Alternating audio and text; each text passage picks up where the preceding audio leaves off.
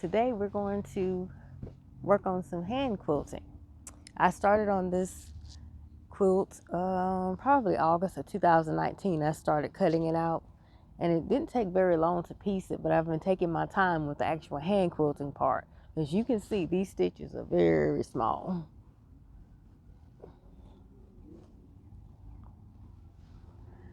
I finished the inner part of the quilt, and now I'm actually working on the borders. And by the way, this pattern is called Butterscotch, and it's I saw it in a Fons and Porter magazine. I believe it's from 2015. All right, so the first thing you need when you're hand quilting, some people use a larger floor frame, but I actually use just a hand loom. And you can use whatever needle that you want. Some use plain old sharp needles or an embroidery needle. I'm kind of rough on needles, so I went with a creel needle in size 2. They're a larger needle, so it works better for me because I've broken so many embroidery needles. I'm using pearl cotton number 8 thread.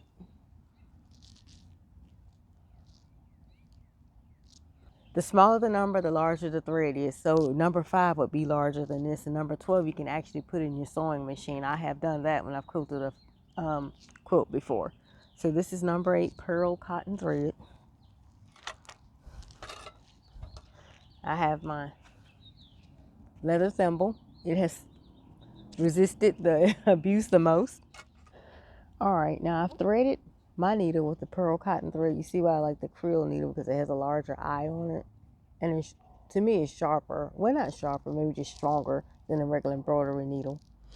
So I've threaded it. And some people can make the fancy quilter's knot. I haven't mastered that yet, so I'm just going to make a simple loop. All right. And when we get ready to start quilting, I want to bury my knot. So what I would do,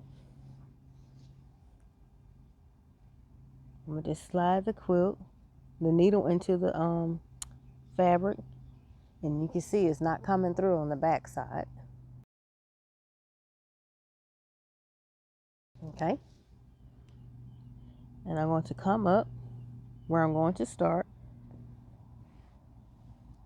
and pull the needle until you hear a pop. Buried. So that way it helps keep the knot from coming out and fraying, and it makes your quilt look better too. So I'm going to do the technique that's called rock the needle.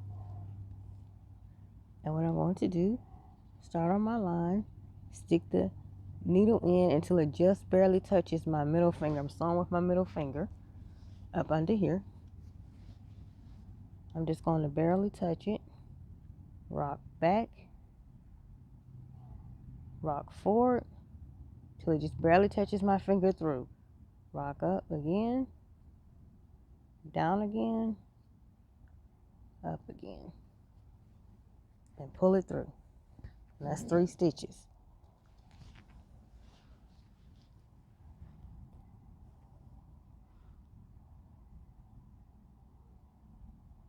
Rock, down, rock, just barely touching your finger underneath.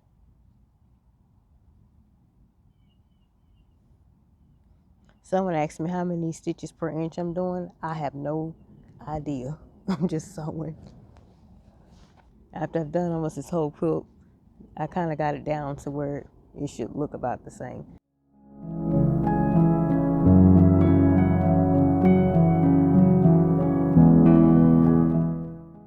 Okay, so for example, I'm done sewing and I want to just finish this off. I'll just make a knot and bury my thread.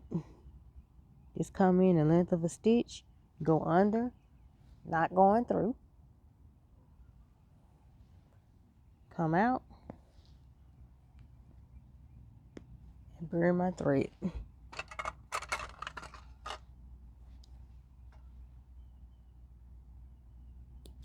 All right, there you go.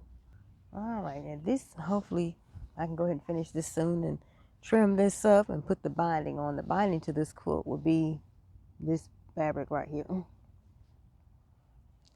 So let's look at the back to see how it looks so far.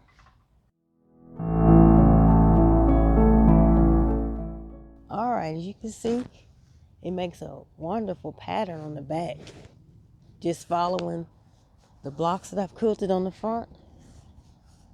And this is a good full size to cover the top of a full size bed. Well, that's it. Thanks for joining us, and soon we're going to be doing a sew along, which will probably span all through the summer and into the fall. So stay tuned for that.